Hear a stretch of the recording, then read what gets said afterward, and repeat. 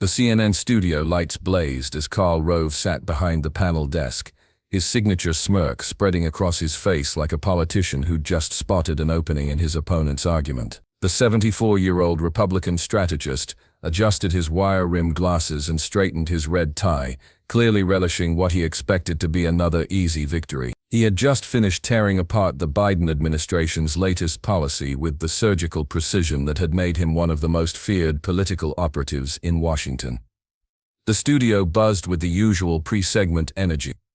Makeup artists made final touch-ups, camera operators adjusted their angles, and producers whispered last-minute instructions through earpieces. But there was something different in the air tonight, a tension that suggested this wasn't going to be just another routine political panel discussion. When the moderator announced the next segment, joining us now is Congresswoman Jasmine Crockett from Texas.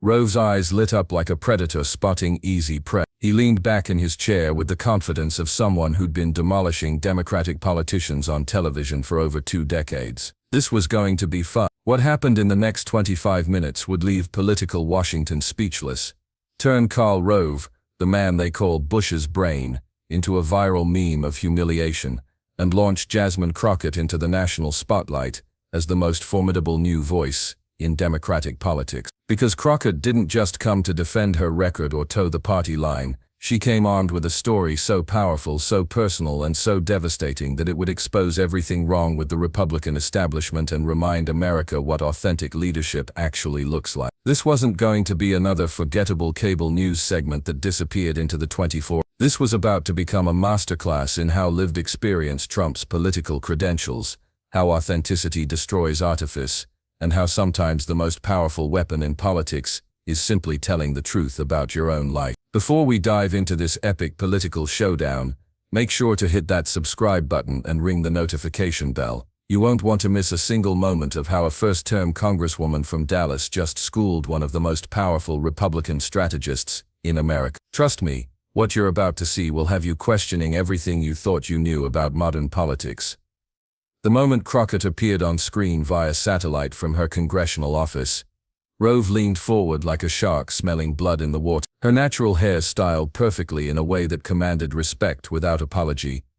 Wearing a sharp blue blazer that spoke to both professionalism and authenticity, she looked directly into the camera with the confidence of someone who had been underestimated her entire life, and had learned to use that underestimation as a weapon. Behind her, viewers could see the carefully chosen backdrop of her office, photos with constituents, framed legislation she'd authored, and prominently displayed military honors belonging to her family members. It wasn't the usual sterile congressional office setup designed by political consultants. This was personal, intentional, and spoke to someone who understood that every detail mattered when you were representing people who rarely saw themselves reflected in positions of power. Rove, meanwhile, sat in the CNN studio surrounded by the trappings of establishment media, the sleek desk, the perfectly lit backdrop, the other panelists who nodded along with his pronouncements like members of an exclusive club. The visual contrast couldn't have been more striking, the consultant comfortable in his media bubble, versus the Congresswoman literally working from the office where she served her constituent. Well,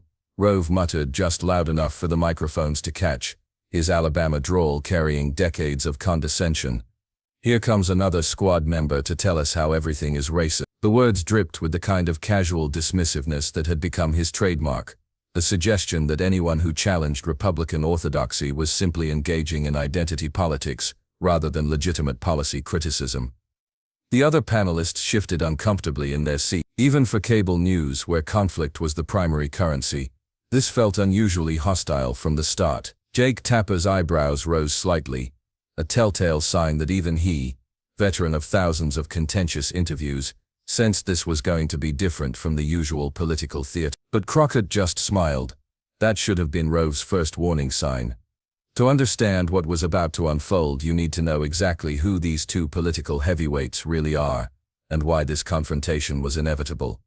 Karl Rove, 74 years old, is the ultimate Republican insider. Known as the architect for masterminding George W. Bush's presidential victories, he's spent decades as the party's top strategist. With his bald head, wire-rimmed glasses, and Alabama drawl, Rove has built a reputation as the man who can destroy any Democrat with surgical precision. He's appeared on Fox News over 500 times, written for the Wall Street Journal, and commanded speaking fees of $50,000 per appearance. This is a man who's used to winning every political fight he enters.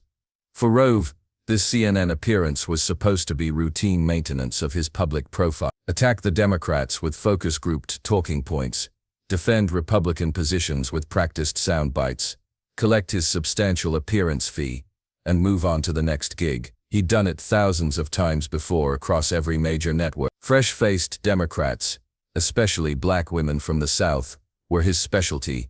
He knew exactly how to dismiss them, how to make them look inexperienced, how to turn their passion into a liability that confirmed every stereotype his audience already believed. The formula was simple and effective. Remind everyone of the experience gap. Question their opponent's credibility with subtle condescension. Throw in some insider knowledge to demonstrate superior expertise, and then pivot to well-tested Republican talking points. It had worked against everyone from Howard Dean to Alexandria Ocasio-Cortez. There was no reason to think this time would be any different. Rove had spent the morning reviewing Crockett's basic biography: first-term Congresswoman, former defense attorney, progressive, voting record. Standard stuff. His research team had prepared the usual opposition research: her most liberal votes, any controversial statements, anything that could be used to paint her as out of touch with mainstream America. What they hadn't prepared him for was someone who would turn his own weapons against him with surgical precision. But Jasmine Crockett wasn't just any freshman Democrat. At 43, the former defense attorney from Dallas had already made waves in her short time in Congress, but not in the way most freshman members typically gain attention. While others focused on getting committee assignments and learning the unwritten rules of Washington, Crockett had immediately started calling out hypocrisy wherever she found it, and she had a particular talent for finding it in places others were afraid to look. She'd grown up in St. Louis during the crack epidemic, watching her neighborhood transform as factories closed and families struggled. She'd put herself through law school by working nights at a legal aid clinic, learning early that the law could be either a tool of oppression or liberation depending on who wielded it. When she finally hung out her own shingle as a defense attorney, she specialized in cases that big firms wouldn't touch, representing people who'd been failed by every other system they'd encountered. Her path to Congress hadn't been through party connections or political dynasties. She'd won her primary by knocking on doors in neighborhoods that most politicians only visited during election years. And she'd beaten her Republican opponent by focusing on bread-and-butter issues that actually affected working families. Kitchen table economics, not boardroom theory. During committee hearings, she'd grill witnesses with the precision of a courtroom prosecutor who'd spent years catching people in lies. On social media, her videos breaking down complex legislation in simple terms regularly went viral, because she had a gift for explaining how policy actually affected real people's lives. She wasn't afraid to challenge anyone, Democrats or Republicans, if she thought they were putting politics over principles. What made her dangerous to establishment figures like Rove wasn't just her intelligence or her communication skill. It was her complete lack of deference to the traditional power structures that governed Washington. She hadn't come to Congress to make friends or climb ladders. She'd come to fight for the people who'd sent her there, and she didn't care whose feelings got hurt in the process. More importantly, Crockett had something Rove didn't expect: a perfect memory for details, and a prosecutor's instinct for finding the weak spot in any argument. The stakes of this confrontation went far beyond just another cable news argument. This was about the future of American politics. Would the old guard of political consultants continue to dominate the conversation, or was a new generation of authentic voices about to break through? Rove represented everything that was broken about Washington: the backroom deals, the corporate influence, the assumption that regular people were too stupid to understand what was really happening. Crockett represented the possibility of something different, a politics based on real experiences, honest conversations, and actually fighting for working families. As the cameras rolled and the segment began, neither of them knew that this conversation would be shared millions of times, spawn dozens of reaction videos, and fundamentally shift how people viewed both of their careers. The CNN moderator, Jake Tapper, tried to maintain control. "We're discussing the latest jobs report and what it means for American families. Congresswoman Crockett, your response to Mr. Rove's analysis."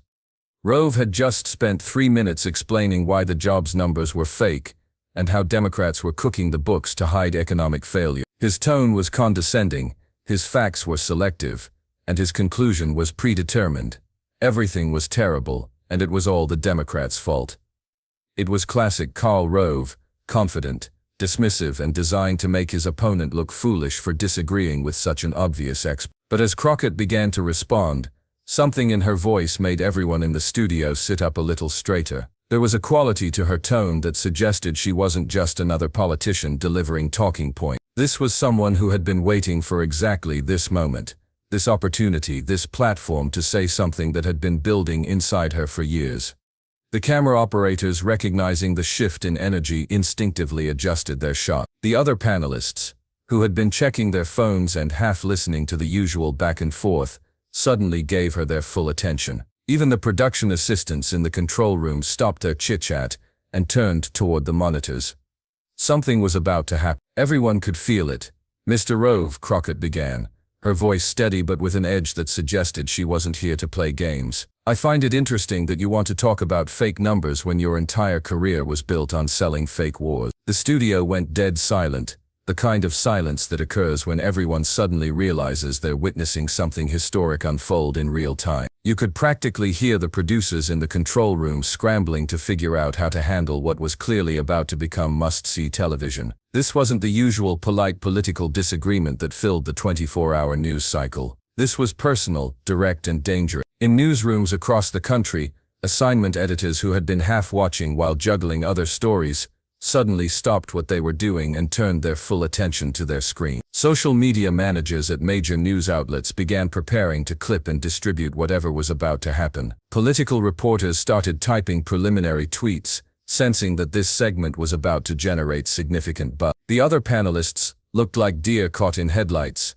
suddenly aware that they were no longer participants in this conversation but merely witnesses to a confrontation that was spiraling far beyond the typical bounds of cable news discourse. Rove's smirk faltered for just a moment before returning full force. "Well, Congresswoman, I think you're a little out of your depth here. We're talking about economics, not relitigating foreign policy decisions you probably weren't even paying attention to when they were made." The condescension dripped from every word like poison from a snake's fangs. This was Rove's standard playbook, refined over decades of political combat. Remind everyone that he was the experienced adult in the room while treating his opponent like a naive child who didn't understand how the world really worked. The technique had been devastatingly effective against countless Democrats who'd made the mistake of trying to match his insider credentials rather than challenging the entire premise of his authority. But as Rove delivered what should have been a knockout punch, something strange happened. Instead of getting defensive or angry, instead of falling into the trap that had ensnared so many others, Crockett did something unexpected. She smiled. Not the practiced political smile that cable news audiences were used to seeing, the kind that said, "I'm being polite while my consultants figure out how to respond to this attack." This was different. This was the smile of someone who had just watched their opponent make exactly the mistake they'd been hoping for. This was the smile of a prosecutor who just heard a witness lie under oath about something she could prove with documentary evidence. It was the kind of smile that should have made Karl Rove very, very nervous. But Rove, riding high on decades of successful political combat and surrounded by the familiar comfort of establishment media, missed the warning signs entirely. He was so focused on delivering his rehearsed attack lines that he failed to notice he was walking into a trap that had been carefully set by someone who understood exactly how men like him operated. "Oh, I was paying attention," she said, leaning forward slightly. "I was paying attention when you and your friends lied about weapons of mass destruction. I was paying attention when you sent my neighbor's kids to die in Iraq based on intelligence you knew was false. And I was especially paying attention to how much money your consulting firm made from defense contractors, while those kids were coming home in flag-draped coffins." The other panelists looked like they wanted to disappear. This wasn't the usual cable news theater, where everyone argued in generalities and talking points. Crockett was making this personal, specific, and uncomfortable. Rove's face began to redden. "That's a completely inappropriate characterization of it," Crockett interrupted, something prosecutors learn to do when they have a witness on the ropes. "Because I've done my homework, Mr. Rove. Should we talk about your client list? Should we talk about how much money you've made selling access to Republican politicians?" Should we talk about why someone who's never held elected office gets to lecture actual elected officials about what their constituents need? The camera caught Rove's jaw tightening. He wasn't used to being challenged this directly, especially not by someone he'd clearly expected to steamroll. "I think you're confusing me with someone else," he said, his Alabama drawl getting thicker as his composure began to crack. "I've served my country with distinction, and I don't appreciate a first-term congresswoman who doesn't know the first thing about governing trying to lecture me about public service." It was a mistake. A big one. Because what Rove didn't know, what he couldn't have known if he'd only done the surface-level research his team probably provided, was that Jasmine Crockett had grown up in a military family. Her father had served 2 tours in Vietnam. Her brother had done 3 deployments in Iraq and Afghanistan. She'd spent her childhood on military bases, and her adult life watching her family deal with the consequences of wars, started by men like Karl Rove. Service. Crockett's voice got quieter, which anyone who knew her would recognize as a very dangerous sign. "You want to talk about service? Let me tell you about service, Mr. Rove."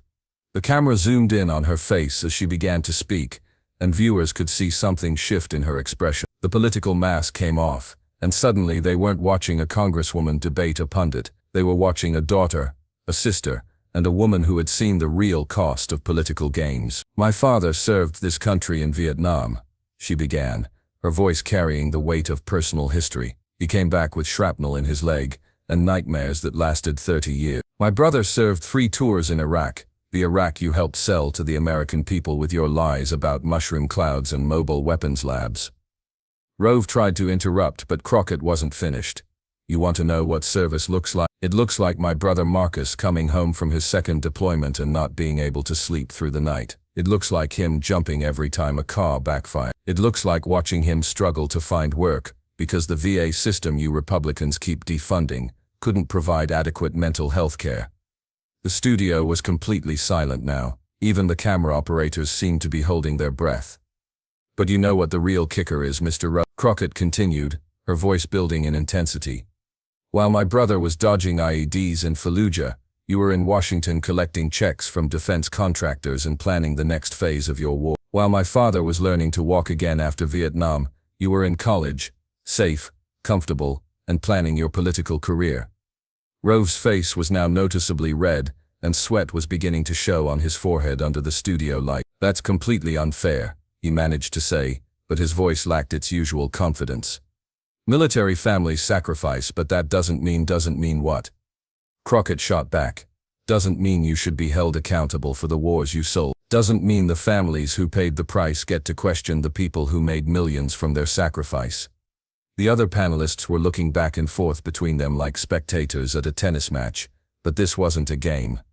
This was getting very real, Jake Tapper tried to regain control of the segment. "I think we should perhaps." But Crockett wasn't done, and she certainly wasn't about to let the moment pass. "No, Jake, I think Mr. Rove wants to finish this conversation. He started by questioning my qualifications, my experience, my right to be here. So let's talk about qualification. Let's talk about the difference between someone who's actually lived through the consequences of political decisions and someone who's made a career out of selling those decisions to the highest bidder." This was the moment when everyone watching realized this wasn't going to be just another forgettable cable news segment that would be forgotten by morning. This was about to become something much bigger, a viral moment that would be dissected by political analysts, shared millions of times across social media, and studied in communications classes for years to come. The tension in the studio was so thick you could cut it with a knife. Camera operators zoomed in instinctively, recognizing that they were capturing something special. The lighting seemed more dramatic, the colors more vivid, as if the universe itself was conspiring to make this moment as cinematic as possible. Rove, still unaware of how badly he had miscalculated, pressed forward with his attack. In his mind, he was simply doing what he'd always done, using his superior experience and insider knowledge to demolish another inexperienced. He had no idea that he was about to become the main character in his own political destruction. What happened next would be replayed millions of times across social media and turn Jasmine Crockett into a household name over. Rove, clearly rattled but trying to regain his footing, made the fatal mistake of doubling down. "Congresswoman, with all due respect to your family's service, You're still a freshman member of Congress with no significant legislative achievement. You've been in office for less than 2 years, and you think that gives you the standing to question someone who's been at the highest levels of government for decades. It was the kind of dismissive put-down that had worked for Rove hundreds of times before. Remind everyone of the experience gap, question the opponent's credibility, and move on to safer talking points. But this time, it backfired spectacularly. Crockett smiled, not the political smile she'd worn at the beginning of the segment, but the kind of smile a prosecutor gets when a witness has just walked into a trap they didn't see coming.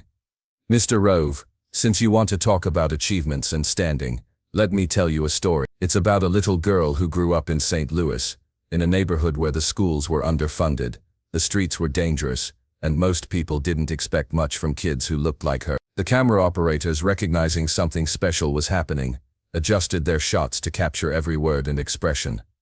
This little girl's father worked 2 jobs, one at the post office during the day, and another cleaning office buildings at night. Her mother worked at the hospital, emptying bedpans and mopping floors because that was the only job she could get without a college degree.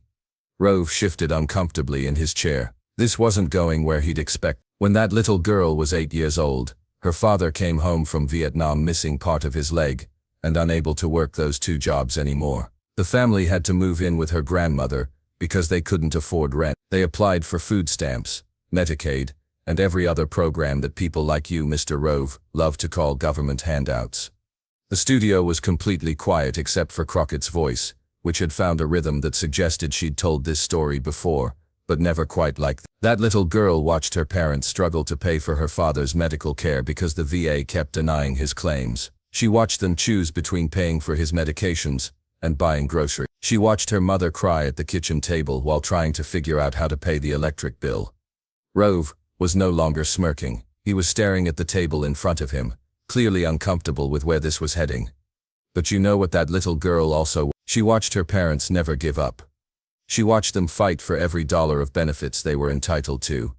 She watched them advocate for other veterans who were getting screwed by the same system. She watched them turn their pain into purpose. Crockett paused, letting the weight of her words sink in before continuing. That little girl decided she was going to become a lawyer so she could fight for families like hers.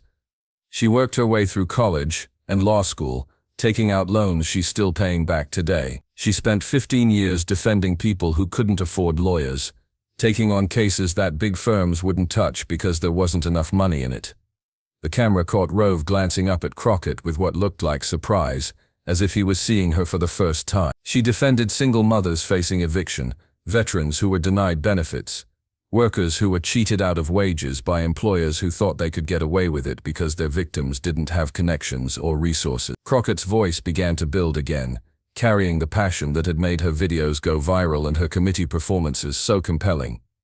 And then one day, that little girl, who was now a woman with 20 years of experience fighting for people who looked like her family, who'd grown up like her family, who struggled like her family, decided to run for Congress because she was tired of watching politicians make decisions about families they'd never lived like. The silence in the studio was deafening. Even Jake Tapper seemed to understand that interrupting this moment would be a mistake. So when you ask about my qualifications, Mr. Rove, let me be very clear. I've lived the policies you helped create. I've seen what happens when people like you make decisions from boardrooms and country clubs about families like mine. I've spent my entire career cleaning up the messes that consultants like you leave behind. Rove opened his mouth to respond, but Crockett wasn't finished. You want to talk about legislative achievements? Fine. In my first 18 months in office, I've introduced 12 pieces of legislation focused on veterans' care, housing affordability, and criminal justice reform. 3 of them have already passed committee with bipartisan support. I've secured $50 million in federal funding for mental health programs in my district. I've helped over 400 veterans navigate the VA bureaucracy to get benefits they were denied. The facts came rapid fire, delivered with the precision of someone who'd memorized every detail because each one represented real people in her district. But more importantly, I've done something you've never done in your entire career, Mr. I've actually lived the life of the people I represent. I know what it's like to worry about whether you can afford both rent and groceries. I know what it's like to have a family member come back from war broken and watch the government fail them. I know what it's like to be underestimated and dismissed by people who think their connections matter more than their constituents." Crockett leaned forward, looking directly into the camera as if she was speaking to every viewer individually. "That little girl from Louis is now a member of the United States Congress, and she's not going to sit quietly while consultants who've never struggled a day in their lives lecture her about serving the American people." The pause that followed felt like it lasted forever. Rove sat there, clearly struggling to find a response that wouldn't make things worse for him. Finally, he managed to speak, but his voice lacked all the confidence and condescension it had carried just minutes earlier. "Well, I respect your family's service and your personal journey, but I still think you're mischaracterizing my role in MI." Crockett interrupted, and now her prosecutorial instincts took over completely. "Because I've done my research, Mr. Rove. I know exactly what your role was. I know about the meetings with defense contractors before the Iraq War. I know about the consulting contracts your firm signed while you were still advising President Bush. I know about the millions you've made selling access to politicians while families like mine paid the price for the policies you promoted." The camera caught Rove's face going pale as he realized that this wasn't just an emotional appeal. Crockett had actual receipts. "So here's my question for you, Mr. Rove.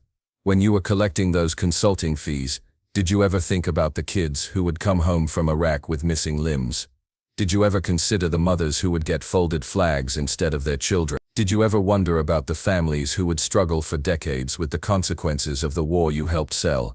Rove opened his mouth, but no words came out.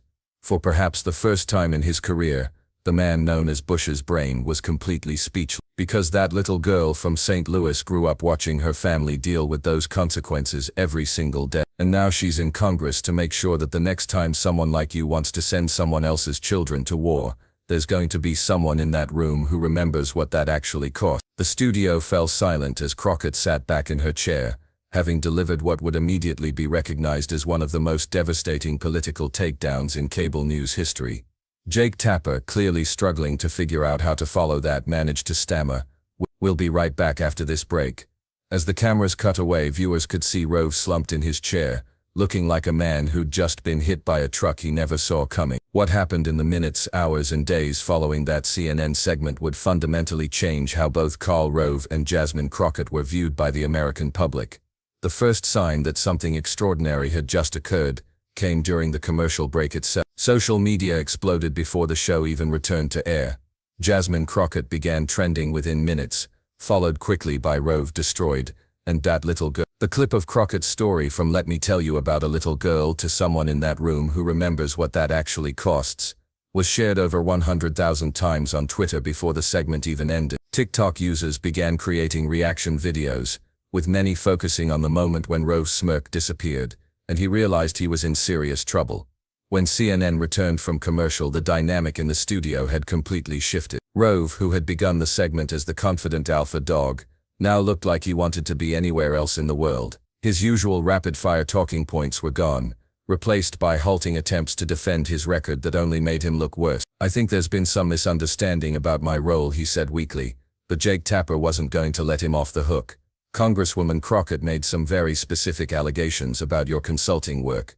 Do you want to respond to those?" It was a fair question, but Rove clearly hadn't expected to be put on the defensive. His usual strategy of attacking his opponents had backfired so spectacularly that he was now the one scrambling to justify his own career. "Look, I've always disclosed my business relationships," he said, but even he seemed to know how weak that sounded. "And I think it's unfair to suggest that policy disagreements are somehow personal vendetta." Crockett, who had remained quiet during Rove's stumbling response, leaned forward again.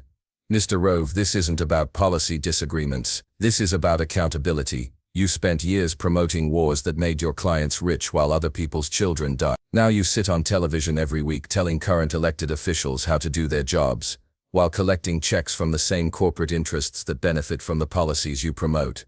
She paused, letting that sink in before delivering the final blow. "The difference between us isn't experience, Mr. Rove. It's that I actually represent the people who live with the consequences of our decisions. You represent the people who profit from them." The segment ended with Rove looking defeated and Crockett looking like someone who had just introduced herself to the nation in the most powerful way possible.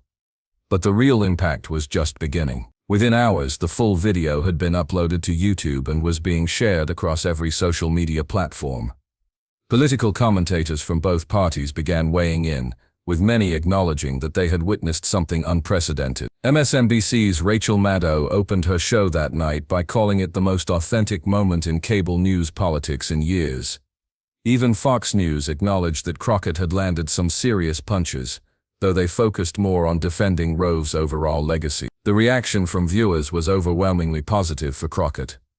Comments poured in from veterans, military families, and working-class Americans who said they felt like someone had finally spoken for them on national television.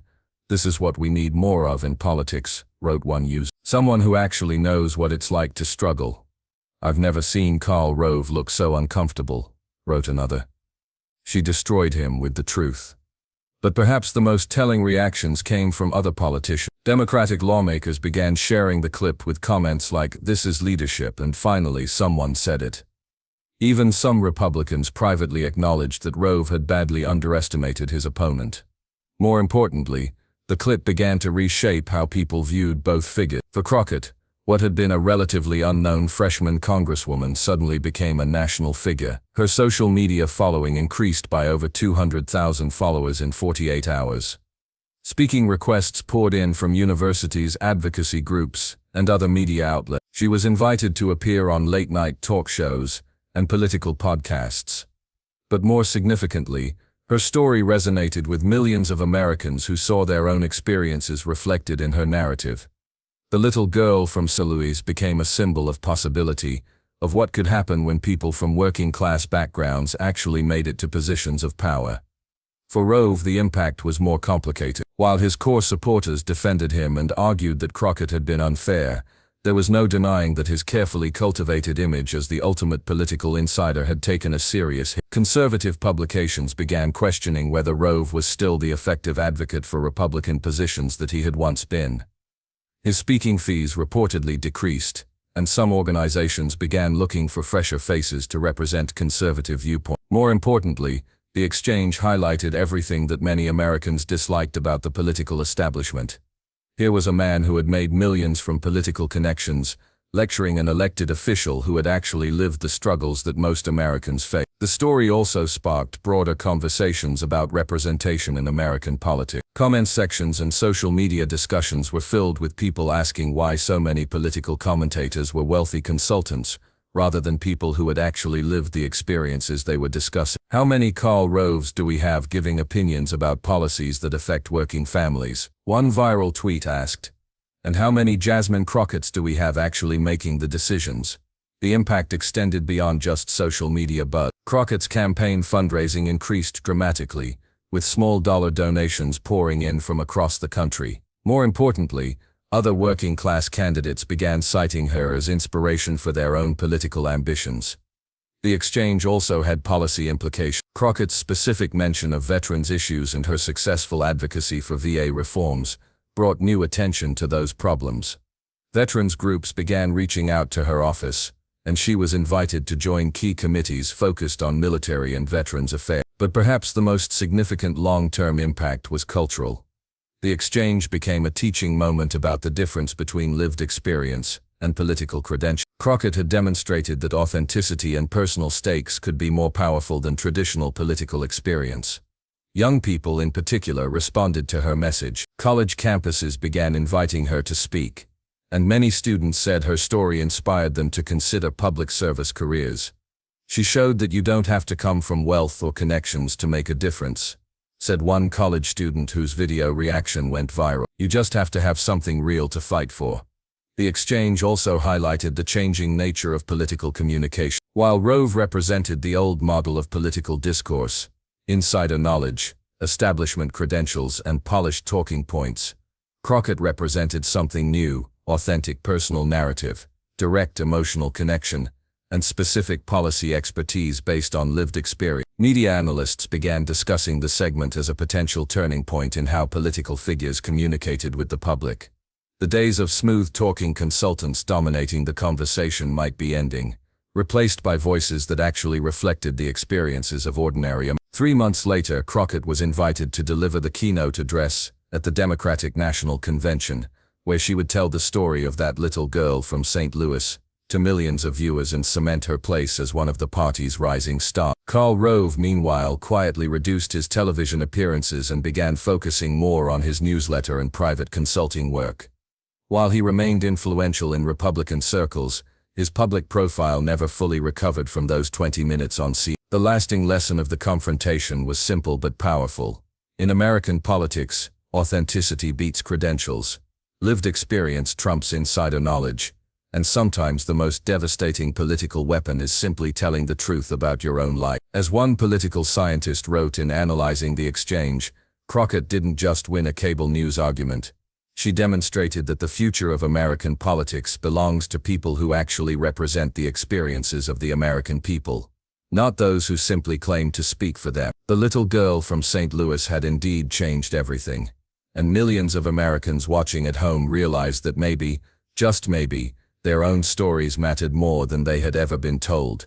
That's the power of authentic representation in politics. When someone who has actually lived the struggles that most Americans face gets a platform to tell their story, it can be more devastating to the establishment than any poll number or focus group result. Jasmine Crockett proved that night that sometimes the most qualified person in the room isn't the one with the most impressive resume. It's the one whose life has been shaped by the policies being debated. And if you want to see more stories about authentic voices challenging the political establishment, make sure to subscribe and hit that notification bell. Because in American politics today, the most interesting battles aren't happening between Democrats and Republicans. They're happening between the people who represent real experiences and those who just represent themselves. The revolution in American politics isn't going to be televised on the evening news. It's going to happen one authentic story at a time, told by people who've actually lived the lives they're fighting to improve. And after what we witnessed between Karl Rove and Jasmine Crockett, that revolution might be happening sooner than anyone expected.